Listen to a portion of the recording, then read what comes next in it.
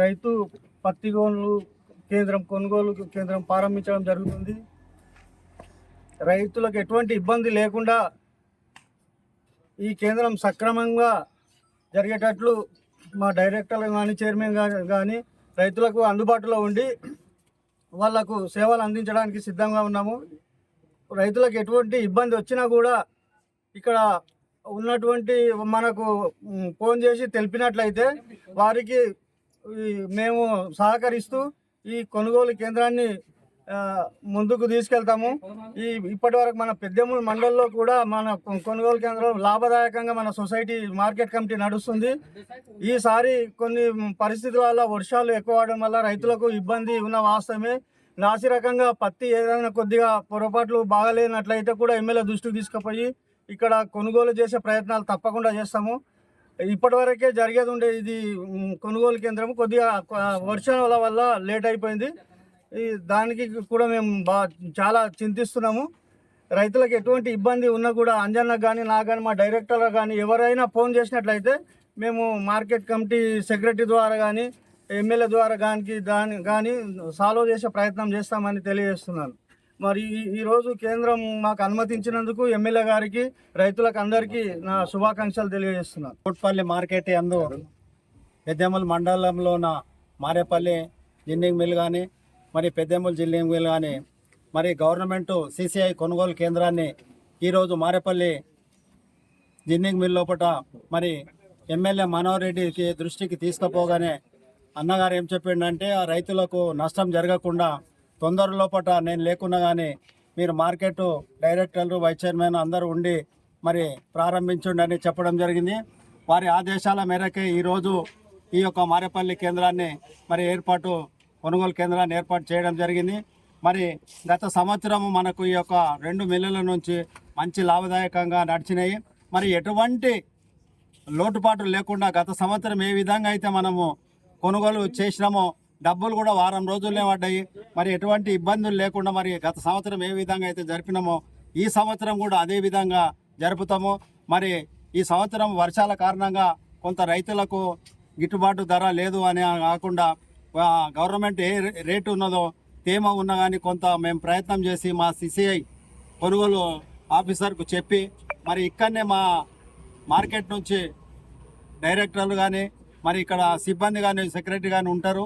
మరి ఏదన్నా పొరపాట్లు ఉంటే మా దృష్టికి తీసుకొస్తే మరి రైతులకు ఎటువంటి నష్టం జరగకుండా వారికి లాభదాయకంగా మరి చేకూర్చడానికి మరి ఎమ్మెల్యే సహకారంతో మరి ప్రతి ఒక్కరికి మేలు జరిగే విధంగా మేము చూసుకుంటాము. మరి ఏమి అవకతవకలు జరిగినా కానీ మా దృష్టికి తీసుకొస్తే అది మేము సరిచేసే విధంగా చూసుకొని మరి ఎమ్మెల్యే చెప్పడం జరిగింది.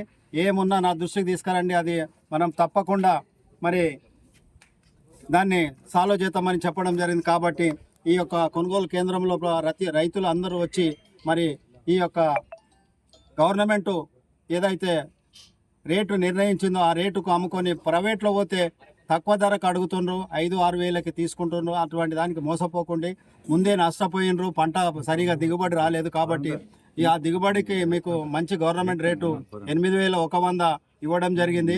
మరి ఏమన్నా తేమ కొద్దిగా ఉంటే కూడా దాన్ని సరిచేసే విధంగా మేము ఆఫీసర్లకు చెప్పడం జరుగుతుంది. కాబట్టి మీరు ఎటువంటి ప్రైవేటు మిల్లులకు కానీ ప్రైవేటు దాకా పోకుండా ఉండి మరి గవర్నమెంట్ కొనుగోలు కేంద్రాల్లో మీ యొక్క పత్తిని అమ్ముకొని మీరు లాభదాయకంగా పొందాలని కోరుకుంటూ సెలవు.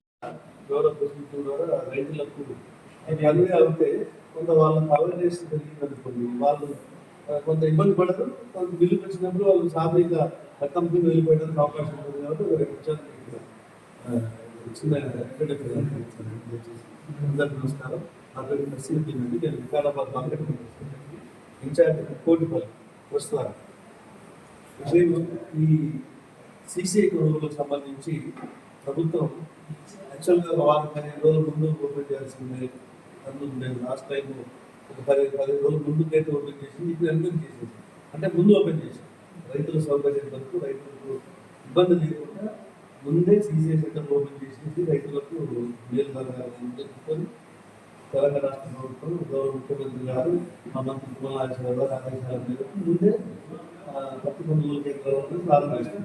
కాకపోతే కొన్ని మార్పులు చేర్పులు జరిగింది. రైతు ఫస్ట్ మనం ఇక్కడ ఒకటి స్లాట్ బుకింగ్ వరకు ఒక కేంద్రం పెట్టాం.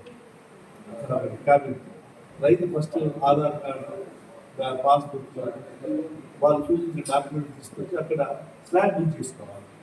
రైతు స్లాట్ బుక్ చేసుకున్నాక దాంట్లోనే మిల్లు పేరు తేదీ టైం వస్తుంది. స్లాట్ బుకింగ్ స్లిప్లో అది తీసుకొని మిల్లుకి వస్తే ఈజీగా అమ్ముకోవచ్చు.